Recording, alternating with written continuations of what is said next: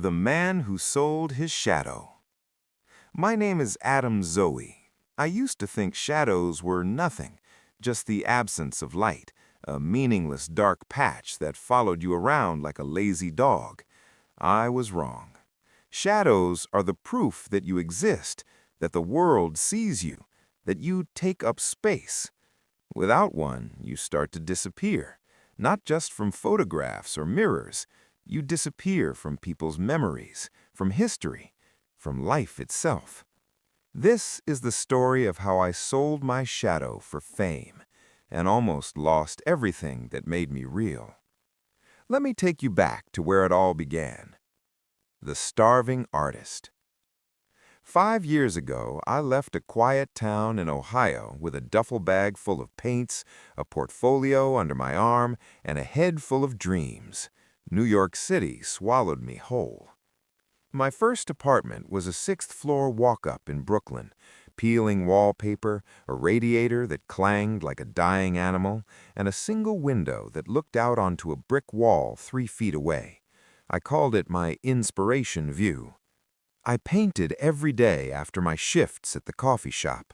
Urban loneliness, fractured skylines, faces in crowds that never looked at each other. I poured everything into those canvases, my homesickness, my doubts, my hope. But the world didn't care. Galleries sent polite rejection emails. Instagram posts got 11 likes, mostly from my mom and old high school friends. My girlfriend Elena, a singer-songwriter with a voice like smoke and honey, believed in me more than I believed in myself. She'd sit on the floor of my apartment, strumming her guitar while I painted, singing soft melodies that made the tiny room feel bigger. "You're gonna make it, Adam," she'd say, resting her head on my shoulder. "I can feel it." But months turned into years. Savings dried up. I took freelance graphic design gigs that paid the rent but killed my soul. I started skipping meals to buy paint. My hands shook from too much coffee and not enough sleep. One night, after another rejection, this time from a small Soho gallery, I sat on the fire escape, staring at the city lights. The skyline glitterated like a promise it never intended to keep. I whispered to no one, "What's the point of all this talent if no one ever sees it?" That's when I noticed my shadow on the metal grating below me. Long, distorted, wavering in the breeze from passing traffic. I laughed bitterly. "Even you follow me everywhere, and you're worth nothing." I didn't know someone was listening. The Stranger in Central Park. It was late October. The leaves in Central Park were turning blood red and gold. I'd gone there to sketch, hoping the beauty of nature might spark something new. I sat on a bench near the Bethesda fountain, charcoal scratching paper. Joggers passed, dogs barked, couples held hands. My shadow stretched long across the path in the setting sun. Then he appeared.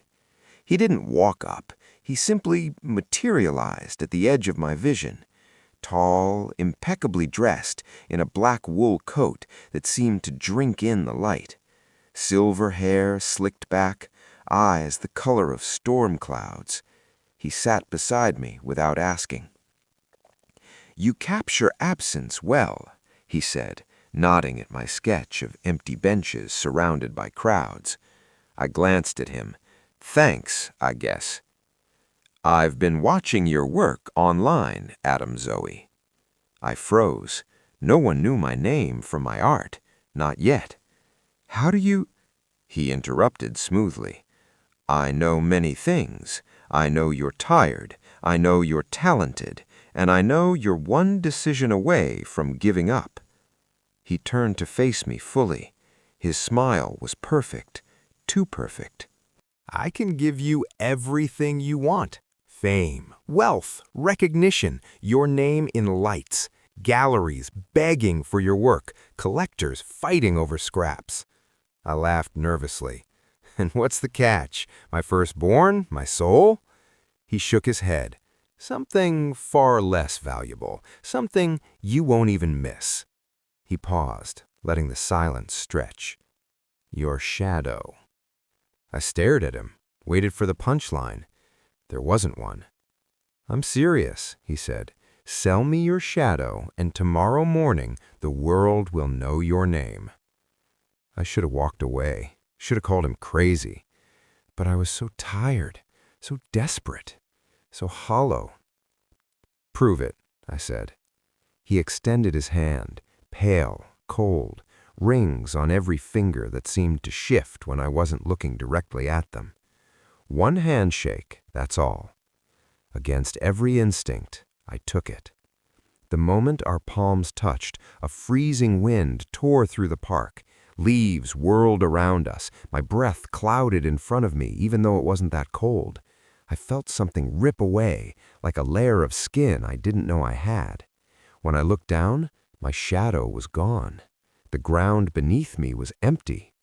The stranger stood. For just a second, I thought I saw his own shadow swell, grow darker, thicker, as if it had absorbed mine. "Pleasure doing business, Adam Zoe," he said. Then he walked away and melted into the crowd like smoke. I sat there until the park lights came on, staring at the blank space where my shadow should have been. I told myself it was a trick of the light. I went home. Overnight God. I woke up to my phone exploding, hundreds of notifications, thousands. My latest painting, Echoes in the Void, a swirling black and crimson piece I'd posted out of frustration, had been shared by a famous art influencer with 3 million followers. The caption, "This unknown artist just broke my brain. Who is Adam Zoe?" By noon, I had interview requests from Artforum, Hyperallergic, even Vogue. By the end of the week, my first painting sold for $45,000. Elena came home from her gig that night and found me sitting in shock amid stacks of congratulatory messages. She read one aloud. "We'd love to offer you a solo show next spring. Budget unlimited." "Adam, this is real?" I showed her the deposit in my bank account. She screamed. We danced around the tiny apartment like kids. We ordered Thai food, the expensive kind with the gold flakes on top, just because we could. Within a month, I quit the coffee shop, moved into a loft in Chelsea with floor-to-ceiling windows and actual sunlight, bought new brushes, premium paints, canvases the size of walls, flew Elena to Paris for a weekend just because. My shows sold out in minutes. Critics called me the voice of a generation. My face was on billboards. I was invited to exclusive parties where celebrities asked for selfies with me. Life was a dream. But sometimes, in bright rooms, people would tilt their heads when they looked at me. A child at one opening tugged his mother's sleeve and whispered loudly, "Mommy, that man doesn't have a shadow." The mother shushed him, embarrassed. I laughed it off. Elena noticed too. One morning in our new bedroom, sunlight pouring through the windows, she stood behind me while I brushed my teeth. "Adam, stand still." I froze. She walked around me slowly. "There's no shadow at all, not even a faint one." I looked down. The hardwood floor was bathed in golden light. Empty. "It's probably the angle," I lied. She didn't push it, not then, but I saw the worry in her eyes. The slow fade begins. The first real crack appeared 6 months after the deal. I ran into Marcus, an old friend from art school, at a cafe. "Adam, holy shit, man, you're everywhere now." We hugged, caught up. He told me about his own struggles. Then, mid-conversation, his face went blank. "Sorry, what was your name again?" My stomach dropped. Adam Zoe. We went to school together for 3 years." He blinked, laughed awkwardly. Right. Sorry, man. Brain fart." But I saw it. The flicker. The moment I slipped from his memory. It started happening more. The barista, who used to know my order by heart, now asked for my name every time. Gallery owners I'd met multiple times introduced themselves again. And my art, it was changing.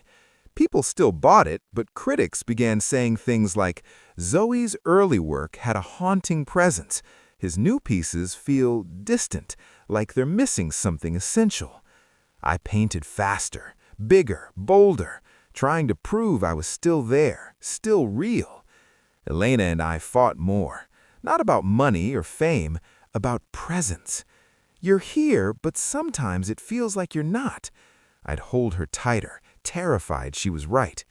One night, I found her scrolling through old photos on her phone. She paused on one from our first anniversary, us laughing in a diner booth. She stared at it for a long time. Adam, in this picture, you're kind of blurry, like the camera couldn't focus on you. I looked. She was right. While she was sharp and vivid, I was a smudge, a ghost in the frame. That night, I dreamed of the stranger for the first time. He stood in a vast, dark hall lined with thousands of shadows writhing on the walls like living smoke. He held mine in his hands, stretching it, shaping it, feeding on it. I woke up screaming. The search. I had to find him. I went back to Central Park every dusk for weeks, sat on the same bench, called out like a madman. Nothing. I researched shadow lore obsessively. Peter Pan losing his shadow, ancient Egyptian beliefs that the shadow was one of the 5 parts of the soul, Jungian psychology, the shadow as the repressed self, obscure occult forums where people claimed to have met the collector. One post chilled me to the bone. He doesn't take your soul, he takes your anchor. Without a shadow, memory can't hold you. You fade from the world's mind. Eventually, you cease. Another user replied, I knew someone who sold theirs. Last I heard, no one remembers he ever existed, not even his mother. I started carrying a notebook, writing down every interaction, every person who forgot me mid-sentence. The list grew longer every day. Elena tried to help. We saw therapists who forgot our appointments, doctors who couldn't explain the lack of shadow, even a priest who blessed me but looked terrified. One night, Elena woke up gasping. I dreamed you weren't there, she whispered. The bed was empty, like you'd never existed. I held her as she cried. I'm scared I'm going to forget you, she said. That was the moment I knew I had to fix this, no matter the cost. The underground. Through those dark web forums, I found others, the shadowless. We met in abandoned subway tunnels, in forgotten basements, places where light barely reached. There were 7 of us at the first meeting. A former CEO who'd sold his shadow for $1 billion company, a model whose beauty had vanished along with her shadow, a politician whose constituents forgot his name overnight. We sat in a circle under flickering fluorescent lights. No one cast a shadow. We shared stories, all the same. The stranger, the handshake, the rise, the fall. One woman, Clara, had been shadowless for 10 years. She was barely visible now, translucent like smoke. I'm almost gone, she whispered. Soon I'll forget myself.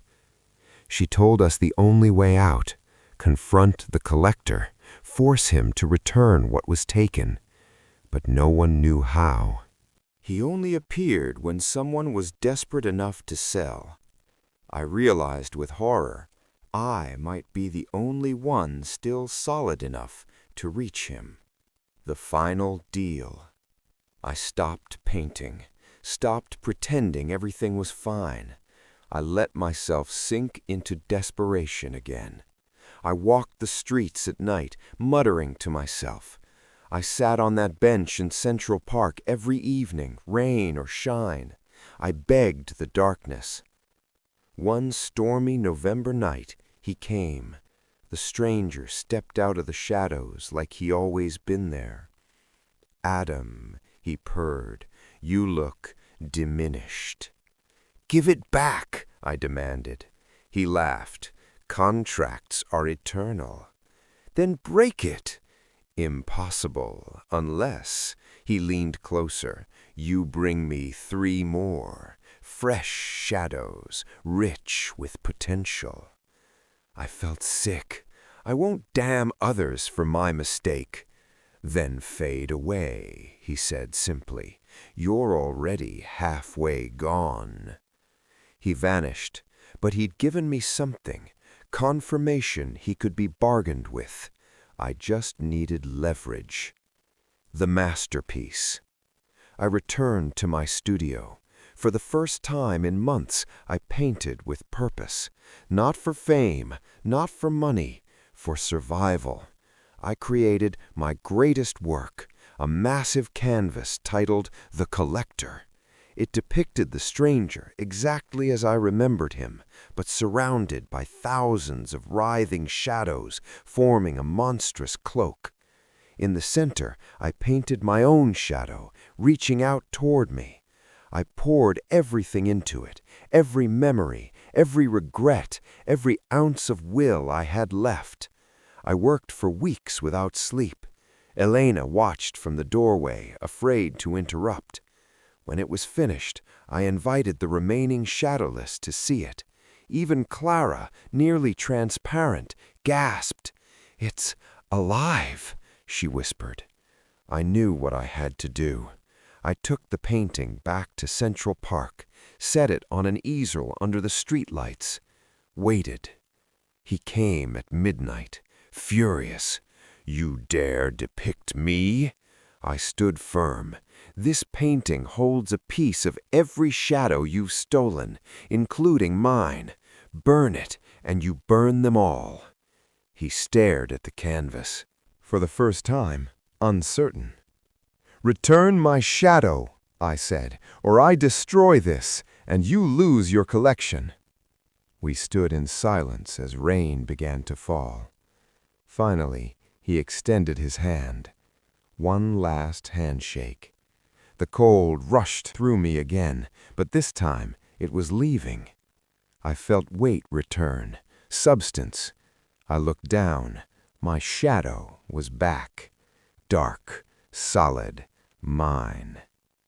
The stranger snarled as his form began to unravel, shadows peeling away, flying back to their rightful owners. He screamed as he dissolved into nothing. The painting burst into flame on its own, ashes scattered in the wind. Learning to stand in the light. The world remembered me again, slowly at first, then all at once. Elena ran into my arms the next morning, sobbing, "I dreamed you came back." My art took on new meaning. People saw the pain behind it now, the truth. I never chased fame again. I painted because I had to, because I was here, because I cast a shadow. Years later, Elena and I married in Central Park, on the same bench where it all began. Our shadows danced together on the ground as we said our vows.